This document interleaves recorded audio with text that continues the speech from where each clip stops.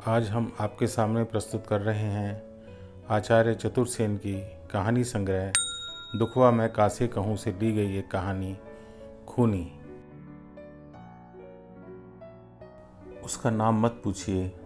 आज 10 वर्ष से उस नाम को हृदय से और उस सूरत को आंखों से दूर करने को पागल हुआ फिर रहा हूँ, पर वह नाम और वह सूरत सदा मेरे साथ है। मैं डरता हूँ, वह निडर है। मैं रोता हूँ, वह हंसता है। मैं मर जाऊँगा, वो अमर है। मेरी उसकी कभी भी जान पहचान ना थी। दिल्ली में हमारी गुप्त सभा थी। सब दल के आदमी आए हुए थे। वह भी आया था। मेरा उसकी ओर कुछ ध्यान ना था। वह मेरे ही पास खड़ा एक कुत्ते के पिल्ले से किलोल कर रहा था। हमारे दल के नायक ने मेरे पास आकर सहज गंभीर स्वर में धीरे से कहा, इस युवक को अच्छी तरह पहचान लो, इससे तुम्हारा काम पड़ेगा। नायक चले गए और मैं युवक की ओर झुका। मैंने समझा शायद नायक हम दोनों को कोई एक काम सुपुर्द करेंगे। मैंने उससे हंसकर कहा, कैसा प्यारा जानवर है। युवक ने कच्चे दूध के समान स्वच्छ आंखें मेरे मुख पर डालकर कहा, काश मैं इसका भाई होता। मैं ठठाकर हंस पड़ा। वह मुस्कुरा कर रह गया। कुछ बातें हुई। उसी दिन वह मेरा मित्र बन गया।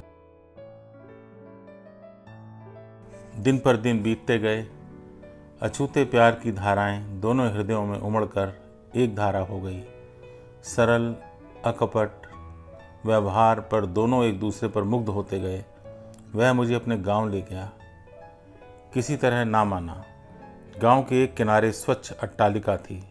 वह गांव के जमींदार का बेटा था, इकलौता बेटा, हृदय और सूरत का एक सा। उसकी माँ ने 2 दिन में ही मुझे बेटा कहना शुरू कर दिया। अपने होश के दिनों में मैंने वहाँ 7 दिन माता का स्नेह पाया, फिर चला आया। अब तो बिना उसके मन ना लगता था। दोनों के प्राण दोनों में अटके रहे। एक दिन उन्मत्त प्रेम के आवेश में उसने कहा था, किसी अघट घटना से जो हम दोनों में एक स्त्री बन जाए तो मैं तुमसे ब्याह ही कर लूं। नायक से कई बार पूछा, क्यों तुमने मुझे उससे मित्रता करने को कहा था। वे सदा यही कहते, समय पर जानोगे। गुप्त सभा की भयंकर गंभीरता सब लोग नहीं जान सकते। नायक मूर्तिमान भयंकर गंभीर थे। उस दिन भोजन के बाद उसका पत्र मिला। वह मेरी जेब में अब भी सुरक्षित है, पर किसी को दिखाऊंगा नहीं। उसे देखकर 2 सांस सुख की लेता हूँ, आंसू बहा कर हल्का हो लेता हूँ। पुराने रोगी को जैसे कोई दवा खुराक बन जाती है, मेरी वेदना को वह चिट्ठी खुराक बन गई है। चिट्ठी पढ़ भी ना पाया था, नायक ने बुलाया।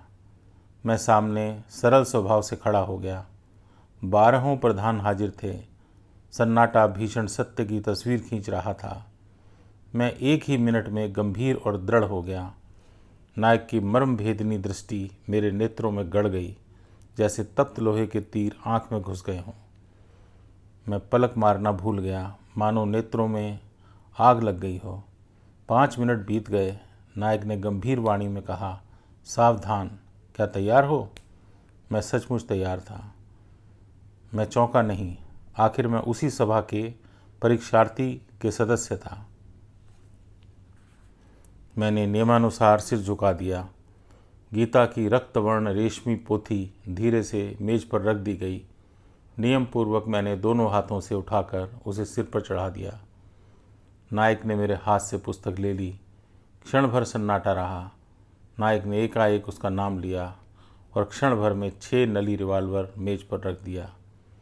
वह 6 अक्षरों का शब्द उस रिवाल्वर की 6 गोलियों की तरह मस्तिष्क में घुस गया, पर मैं कंपित ना हुआ। प्रश्न करने और कारण पूछने का निषेध था। नियम पूर्वक मैंने रिवाल्वर उठाकर छाती पर रखा और उस स्थान से हटा। तत्क्षण मैंने यात्रा की। वह स्टेशन पर हाजिर था।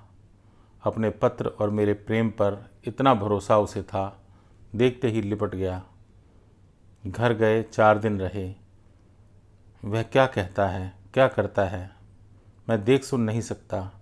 शरीर सुन्न हो गया था, आत्मा दृढ़ थी, हृदय धड़क रहा था, पर विचार स्थिर थे। चौथे दिन प्रातःकाल जलपान करके हम स्टेशन की ओर चले। तांगा नहीं लिया, जंगल में घूमते हुए जाने का विचार था। काव्यों की बढ़ बढ़कर आलोचना होती चलती थी। उस मस्ती में वह मेरे मन की उद्विग्नता भी ना देख सका। धूप और खिली, पसीने और बह चले।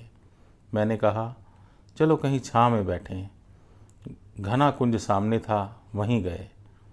बैठते ही जेब से 2 अमरूद निकालकर उसने कहा, सिर्फ 2 ही पके थे, घर के बगीचे के हैं, यहीं बैठकर खाने के लिए लाया था, एक तुम्हारा और एक मेरा। मैंने चुपचाप अमरूद लिया और खाया। एकाएक मैं उठ खड़ा हुआ। वह आधा अमरूद खा चुका था। उसका ध्यान उसी के स्वाद में था। मैंने धीरे से रिवॉल्वर निकाला, घोड़ा चढ़ाया और कंपित स्वर में उसका नाम लेकर कहा, अमरूद फेंक दो, भगवान का नाम लो, मैं तुम्हें गोली मारता हूँ। उसे विश्वास ना हुआ। उसने कहा, बहुत ठीक, पर इसे खा तो लेने दो। मेरा धैर्य टूट रहा था। मैंने दबे कंठ से कहा, अच्छा खा लो। खाकर वह खड़ा हो गया, सीधा तनकर। फिर उसने कहा, अब मारो गोली। मैंने कहा, हंसी मत समझो, मैं तुम्हें गोली ही मारता हूँ, तुम भगवान का नाम लो। उसने हंसी में ही भगवान का नाम लिया और फिर वह नकली गंभीरता से खड़ा हो गया। मैंने एक हाथ से अपनी छाती दबाकर कहा, ईश्वर की सौगंध, हंसी मत समझो, मैं तुम्हें गोली मारता हूँ। मेरी आँखों में वही कच्चे दूध के समान स्वच्छ आँखें मिलाकर उसने कहा, मारो। क्षण भर भी विलंब करने से मैं कर्तव्यच्युत हो जाता। पल पल में साहस डूब रहा था। दनादन 2 शब्द गूंज उठे। वह कटे वृक्ष की तरह गिर पड़ा। दोनों गोलियां छाती को पार कर गई थी। मैं भागा नहीं। भय से इधर उधर मैंने देखा भी नहीं, रोया भी नहीं।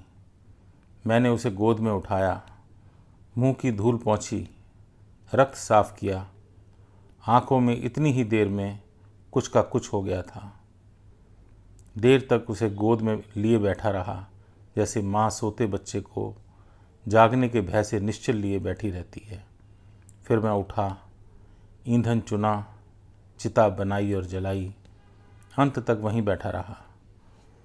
12 प्रधान हाजिर थे। उसी स्थान पर जाकर मैं खड़ा हुआ। नायक ने खाली हाथ बढ़ाकर रिवॉल्वर मांगा। रिवॉल्वर दे दिया। कर्म सिद्धि का संकेत संपूर्ण हुआ। नायक ने खड़े होकर वैसे ही गंभीर स्वर में कहा, 13वें प्रधान की कुर्सी हम तुम्हें देते हैं। मैंने कहा, 13वें प्रधान की हैसियत से मैं पूछता हूँ कि उसका अपराध मुझे बताया जाए।